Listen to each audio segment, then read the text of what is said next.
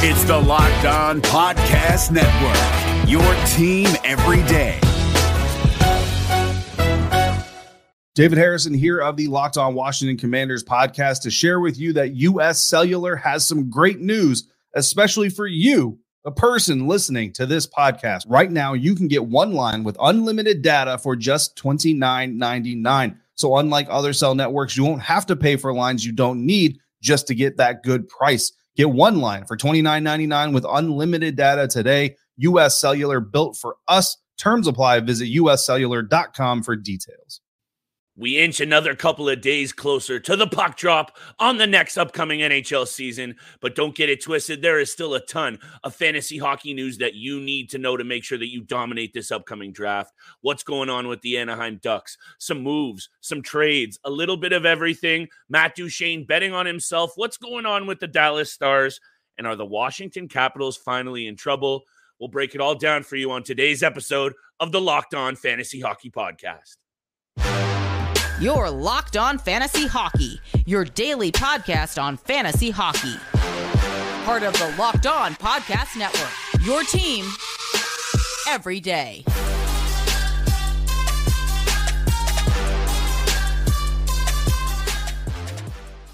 You heard the music, and you know what time it is. It's time for your source for off-season fantasy hockey news, the Locked On Fantasy Hockey Podcast. Thank you for joining us for this Thursday episode, and thank you for making us your first listen every single day. Steele and I couldn't be doing it without y'all, so if you're feeling the pod, make sure you drop us that 5-star review wherever you listen to your podcast. Today, Steele, we're doing a little bit more of the roundup of the free agency moves. I said trades off the top, but it's all signings, baby. So let's get focused here. The Dallas Stars make a move that you and I have to talk about with Matty Duchene. Washington making some moves that I don't think really overall improve the club that much. We'll get to there. What does the fantasy implications mean for your squad? And perhaps most interestingly, these Anaheim Ducks. I want to pick your brain on some of these signings. Radko Gudas, Alex Killorn getting one of the bigger deals of the last couple of days.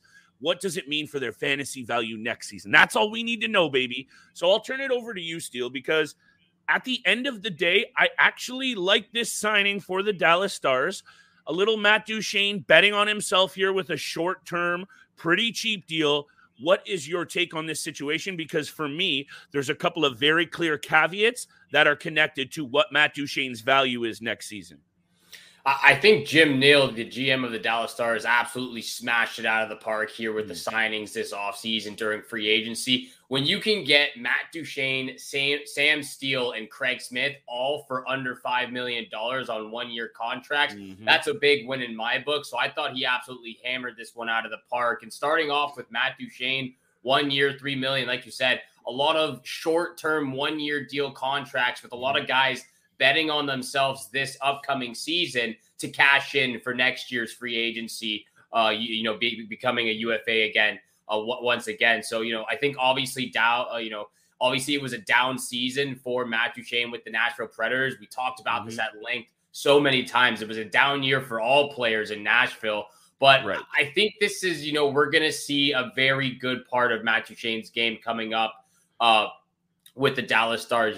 Typically he finishes a season around 55 to 65 points. That's his current range. And I think Duchene's going to get many opportunities to play with different guys in Dallas. Tyler Seguin, Wyatt Johnston, Jamie Benn, maybe even a crack at the top line with Hintz, Robertson, or Pavelski. A lot of different guys. When you look at the roster and on paper, this Dallas Stars team's forward core up and down the lineup is legit. And, for Matt Duchene himself, looking at his average draft position, he's falling in somewhere around the 85th draft pick. I think that's a little bit higher than where he should be going, but he's going to get some good opportunities, some good looks with different guys in Dallas. I would say you could easily get Matt Duchene 13th, 14th, even 15th round. I think what it happens to me, I mentioned the caveats, and you mentioned the exact point that I think matters the most with Matt Duchene and his fantasy value. Where does he slot into this lineup? Is he going to get power play one time? Is he going to get power play two time? And is it the second line or is it the third line he slots into? My goodness, if he gets some runs with Jason Robertson and Rupe Hintz and somehow unseats Joe Pavelski, or an injury happens to Joe, which, we will never speculate on injuries in this podcast, but it's fantasy hockey. And it might happen to a guy that we know is up there in age. At the end of the day, you've knocked it out of the park along with Jim Nill. This allows this team that we know is already a pretty good cup threat, dark horse for the cup, Jake Ottinger, Miro Heiskanen, the pieces up front. I think if he can play with Wyatt Johnson on that second line, I'm really liking Matty Duchene next year. I think his point value goes up. I think his fantasy value goes up. And if he can slot onto that top line or that top power play unit, look out, because his value goes through the roof if that's the case. I think him and Evgeny Dadonov are very interchangeable on that right wing side for the second and third line. I think we're going to see a mixture of lines come up this next season, for Peter DeBoer behind the bench, and really get a good sense of what chemistry he can find with these different guys. He's got some really talented veteran players on this team. So trying to figure out who's got the chemistry and who meshes with who is something that Peter's going to have to do really well, this upcoming season. And for Sam Steele, not really a ton of fantasy value as a draft pick, but this was a guy that we talked a lot about last season. And, I like this player a lot, not because we share the same name, Steele, but he brings a different element to the bottom six forward group. He brings the speed on the fourth line. He's really quick with his hands in tight areas, in close around the net. And I think, again, like the Dallas Stars with the three signings that they made, Duchene, Sam Steele, and Craig Smith, it really is an impressive forward core from top to bottom. There's a lot of depth here, Steele. And when looking at this lineup just from a very, outside lens, they could really use another D-man. And with all of these veteran players up front, is Craig Smith flashy? Absolutely not, but he's very reliable. Maybe it makes a Mason Marchment. I know they just acquired him, but maybe it makes one of these players expendable. I am purely speculating. I don't know what that would actually end up looking like, but they just have so many pieces up front now in the mix. Maybe you do look to move one of these more veteran guys. I don't know how you do it. I don't know what the contracts. I really don't know, Steele. But I think if I'm just looking at this from a plain sensical standpoint, they look to maybe shift out one of those forwards and bring in a blue liner, because if they can, Jake Ottinger is more than good enough to take this team on a run. We know now that this offense is balanced amongst some of the best in the business.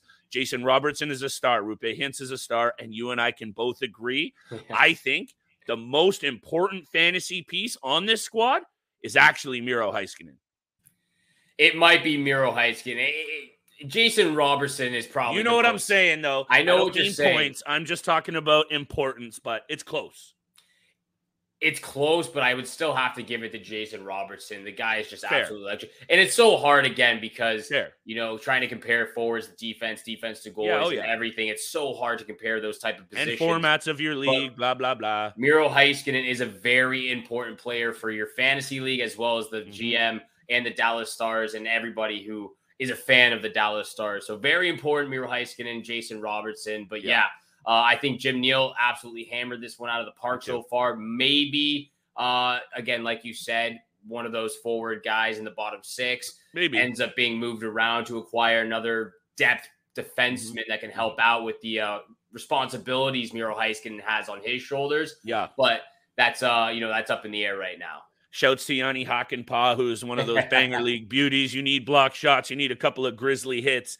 You go to my boy Yanni Hakanpää. My focus is going a little out here, Steele, on the camera. But the focus on the episode is not. We are going to continue to talk about some of the major moves, not so major, but that still impact your fantasy squad. Washington Capitals, Anaheim Ducks, Radko Gudas, and Alex Killorn getting paid. What's going on there? We'll break it all down for you on the rest of today's episode, which is brought to you by our friends at FanDuel Sportsbook. Take your first swing at betting on the MLB on FanDuel and get 10 times your first bet amount in bonus bets up to $200. That's right, just $20 bet and you'll land $200 in bonus bets, win or lose. That's $200 you can be spending on everything from the money line to the over-unders to who you think cranks that first dinger.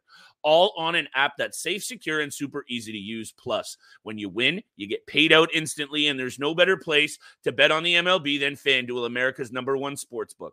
Sign up today. Visit FanDuel.com/lockedon to get $200 in bonus bets. That's FanDuel.com/lockedon. FanDuel, official partner of Major League Baseball.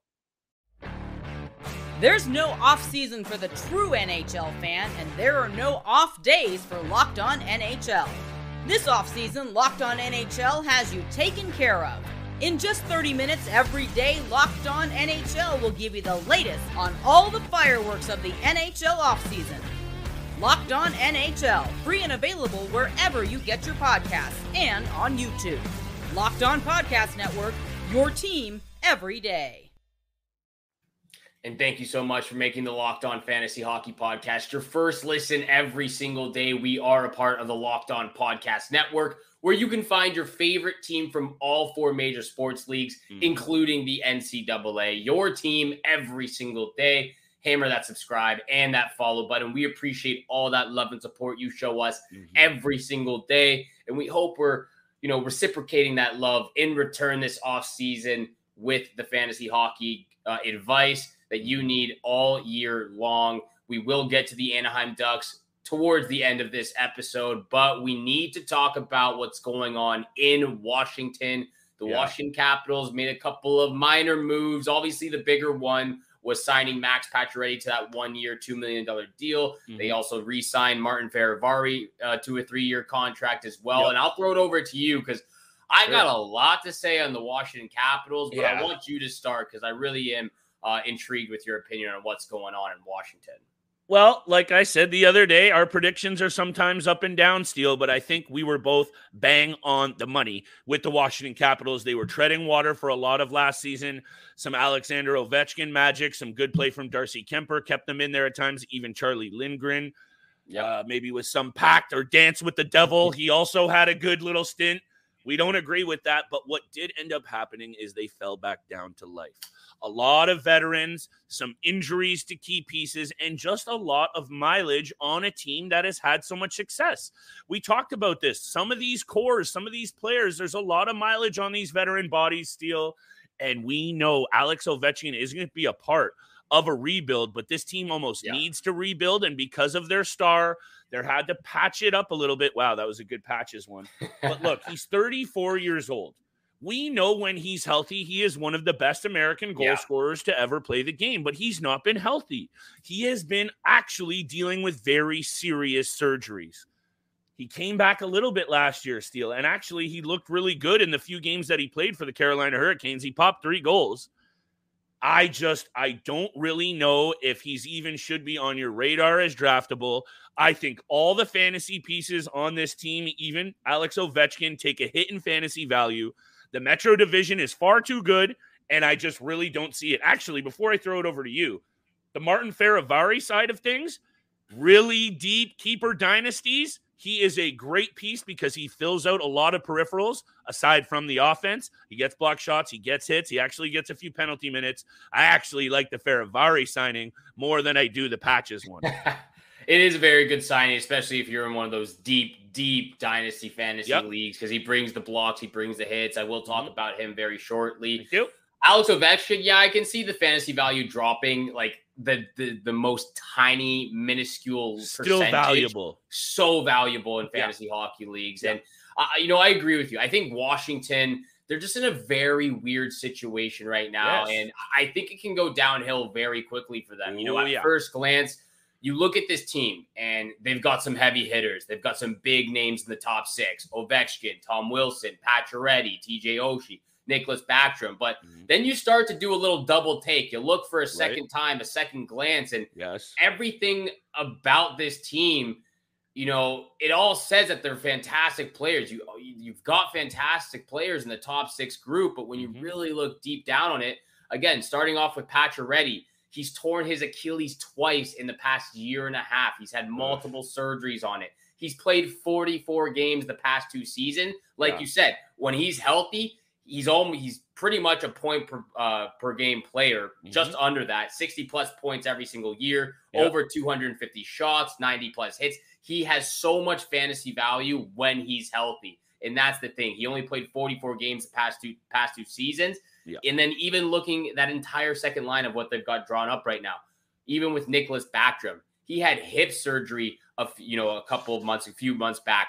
And it wasn't that far-fetched that we may never see him play hockey again. He might have actually retired. Exactly. He's only played 86 games in the past 2 seasons. Still one of the best passers in the NHL right now. And TJ Oshie does a little bit of everything, but he does a lot of being injured too. Oh, yeah. 55 games the last 2 years. So that's why I'm very, very scared and nervous about this Washington team, because on paper and when fully healthy, they look deadly. They look dangerous, because don't forget, John Carlson's on the back end. He'll be fully healthy. Rasmus Sandin looks like a very solid fantasy defenseman now. True. He was great after being traded from Toronto to Washington. True. So the team looks great. They got, a very solid tandem in the crease. But when you start to factor in all of these older players for Washington who have been significantly injured the last 2, 3, even 4 seasons, that's something you have to keep in the back of your head. I still think there's a ton of fantasy value for Max Pacioretty, but you can't pick him too early. He's definitely going to fall down the draft board. Yeah, I don't know if I would throw out a ton, just because I just don't know how much he's going to play. If I was sure I could even get 50 or 60 out of him, I agree with you, because he's also going to get a lion's share of minutes here, Steele. He's slotting in right now on that second power play unit. Who's not to say he gets top power play time? Also, Tom Wilson is coming off very serious injuries himself. Yeah. So there's just a lot of very serious question marks this year for this team. The Metro Division doesn't have a lot of question marks. They have solid teams around them. I don't see them making the playoffs, and I would just be wary, other than Ovi and maybe, I don't even know, Steele. I like Rasmus Sandin a lot, actually. Even Evgeny Kuznetsov, right? There's a lot of question marks. I would go Ovi. I would definitely go John Carlson, Sandin, and don't forget about Darcy Kemper, who is still a number one goaltender. This team will get wins and probably beat up on the bottom feeders of the East, but the bottom feeders of the East got a lot better, and Washington kind of stayed stagnant. So at the end of the day, I would just be very wary about all the players you draft on this squad, not named Alexander Ovechkin, and really go from there, because I think, Steele, man, second, maybe who's worse in that Metro? Philly for sure. Maybe, like the Islanders, maybe. I don't even know. So it's a tough division, one of the toughest in the league right now. So that's all I'm saying, and I just don't see it for this team next season. Yeah, we'll have to come up with our predictions again. We're gonna have to look closely before I even comment or say that they're not gonna make it. We're gonna have to break everything down. I appreciate that. I'm not gonna comment about if they miss or if they make. They're not making it. Again, on paper, this team looks legit. They look like they could be very dangerous, but they need to stay healthy. A lot of the guys on this team need to stay healthy. Washington, it's just, again, it's a very sticky, weird situation moving forward. They've got so many. They're one of the oldest teams, average age in the NHL. I think it's Pittsburgh and then Washington and then New York Islanders. Yeah, it totally makes sense. And unfortunately, I think this all does really come down to Alex Ovechkin's request. He's not going to be a part of any rebuild. He's not going to be a part of anything other than a retool and still pushing for a Stanley Cup. And I can't even fault the man for saying that. I think he's earned every single right to make those kinds of demands. The Washington Capitals have obviously built this franchise around him. Some risky moves, bringing in Pacioretty, standing pat on all other areas. Obviously, the salary cap an issue. I would look to Rasmus Sandin. I would look to maybe even, can Dylan Strome have a good year? Lots of question marks, Steele, but what we're not going to question is the Anaheim Ducks, I think, brought in some veteran presence that will make some of their young pieces a lot better. Yeah, it could. It definitely could. Alex Killorn and Radko Gudas going to the Anaheim Ducks this offseason. Alex Killorn got probably the biggest deal so far. Right. Radko Gudas right behind him with his contract. We'll break everything down very, very shortly. But thank you so much for making the Locked On Fantasy Hockey Podcast your first listen every single day. Don't forget, hit that subscribe, hit the follow button. We appreciate all the love and support you show us every single day. And thank you so much for tuning in to the Locked On Fantasy Hockey Podcast, your team every single day. And if your team is the Anaheim Ducks, I'm not sure how you're feeling about where this team's headed right now. But they went out and, acquired a veteran forward, a veteran defense. Alex Killorn signs a 4-year deal for $6.25 million AAV.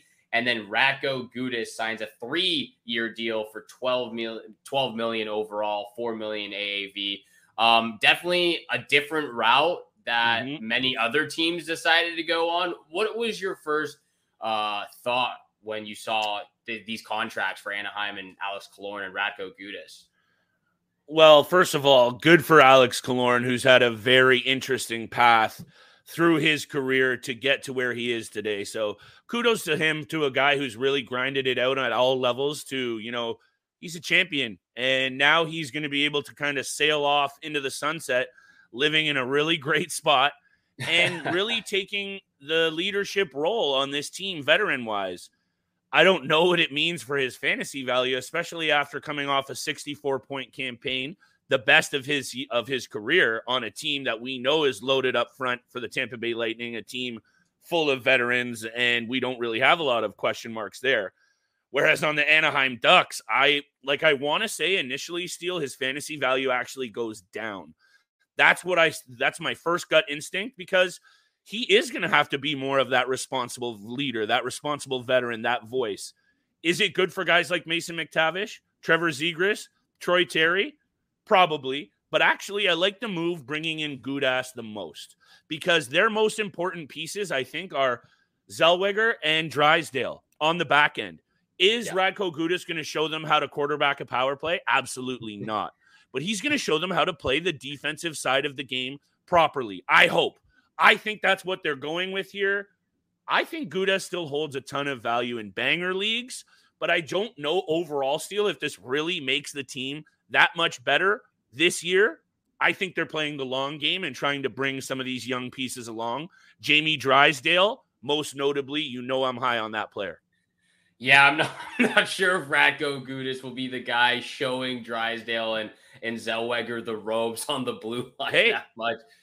He might not be, but he might be showing them how to play professional defense from a gritty, nasty, how to get it done. Is he a bit of a hothead? For sure. But I think coming into this situation, Steele, I don't think they're bringing him in here to exactly throw his body around nearly as much. I think it's a veteran presence move, but I hear you on the side of things like this guy's a bit of a hothead as well. Yeah, but Drysdale and Zellweger are more skilled defensemen than physical aspects. Why not give some sandpaper to their game, though? Yeah, that's probably about it, that he can show them maybe a little fisticuffs. But, still looking at the top front, Troy Terry and Trevor Zegras, they're RFA, so they're still looking for their next contracts with the Anaheim Ducks. I think Troy Terry's going to arbitration, I believe. Yeah, so waiting to hear what that is, but Trevor Zegras still an RFA, hoping to see what his contract will be. Alex Killorn, I think you're right. His fantasy value will definitely take a hit. He still will most likely be in the top 6 forward group for the Anaheim Ducks. And again, playing with all of that skill, you got to assume that he's going to bang away some pucks and get those rebounds in front. 64 points. I think he'll fall back down to like 40, 45 points. Again, I can see really 50, depends. It really depends on the guys that he's surrounded by and if he's playing with those top end guys, which he could be if he stays in the top 6. We'll have to see though, but it's just it's a lot of money. I didn't really understand for both. Alex. Yeah, for both. It's a lot of money for those two guys. And again, it was just strange to see that Anaheim was probably the only team that was handing out multiple year contracts for veteran players or even just players in general this offseason. Yeah, and then there's the last point that I wanted to get to, Steele, which is also interesting, is all this John Gibson talk.